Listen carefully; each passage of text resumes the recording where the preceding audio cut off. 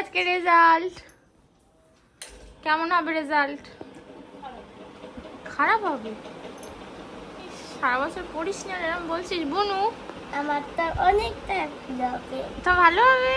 Yes, তাড়াতাড়ি ready হয়ে নাও। বেঙ্গলিটা ভালো হবে। বেঙ্গলি ভালো হবে, দাও চুলটা চুলটা বেঁধে। ছাড়া সো ফাইনালি বারবি আর বিনির আজকে রেজাল্ট বেরোবে। সো ওরা খুব এক্সাইটেড আর ভয়ও পাচ্ছে, আর ওদের থেকে বেশি ভয় টেনশন আমার হচ্ছে, যেটা স্বাভাবিক।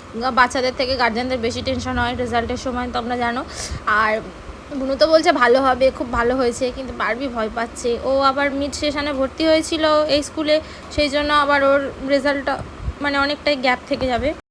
তো এখানটায় দুজনের মুখ দেখলেই বোঝা যাবে, বেচারি পেছনে ওর মুখটা শুকিয়ে গেছে। আর বিন্নি তো খুব হ্যাপি, বিন্নি নতুন ক্লাসে উঠবে, মানে ও জুনিয়র কেজিতে পড়ছে, এবার সিনিয়র কেজিতে উঠবে। আমি আমার স্কিন কেয়ারটা করে নিয়েছি, এবার আমি রেডি হয়ে যাব।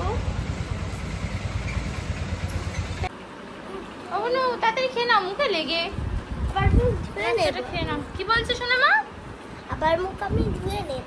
তাড়াতাড়ি খেয়ে নাও।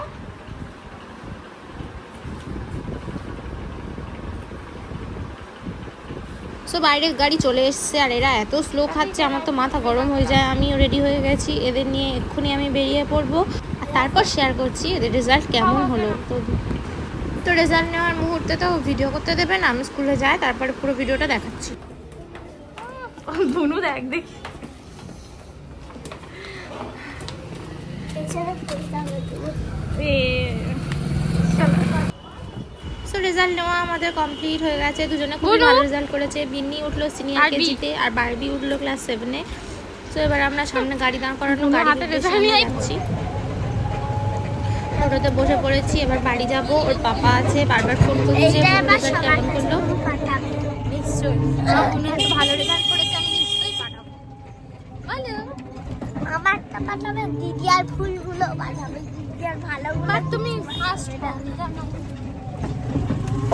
ফার্স্টটা হতে পারলে না, সেই পাঁচটা করতে পারলাম না, ফার্স্টটা হতে পারলো না। পাস করতে পারলাম না, তাহলে না পাশের বাড়ি সেটা ফেল করেছে।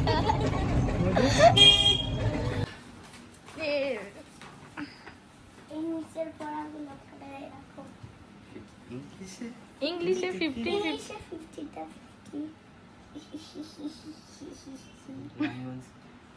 50। বাকি ওই বাংলায় 46 আর এইটাই 49 নাম্বারস, মানে ম্যাথস অ্যাক্টিভিটি, মানে ওই অ্যাক্টিভিটি হয়নি ওদের, ওটা খাতা। ম্যাথসে এক বাদ গেছে, ও তো বলেছে জিকে। জিজ্ঞাসা তোমার সেদিন বলছিলাম। আর কি এটা ড্রয়িং? ড্রয়িং এ 25 এ 18। না ফার্স্ট হবে না, এইটা ড্রয়িং ছিল তার মনে না। দিদিয়ার কই, দিদিয়ারটা নিয়ে এসে তাহলে ব্যাগ হবে না, তোমার পেন্সিল বক্স হবে। ফার্স্ট হবে। দেখি কত ভালো করেছিস।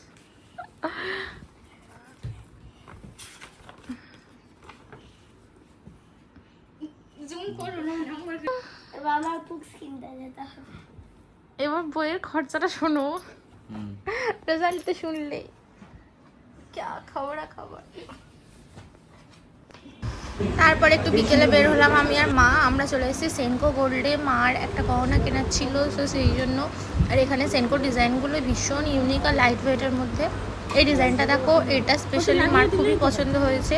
তো সামনেই পয়লা বৈশাখ আর অক্ষয় তৃতীয়া ছিল, তখন ডিসকাউন্ট বড় ধরনের, তখন মা নেবে বলে ঠিক করলো। এই ডিজাইনটাও দেখো কতটা ইউনিক আর কি সুন্দর।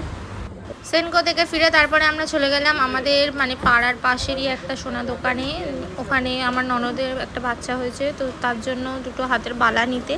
তো এখানে বালাগুলোর এত দাম বলছিল, রূপোর দাম এত বেশি।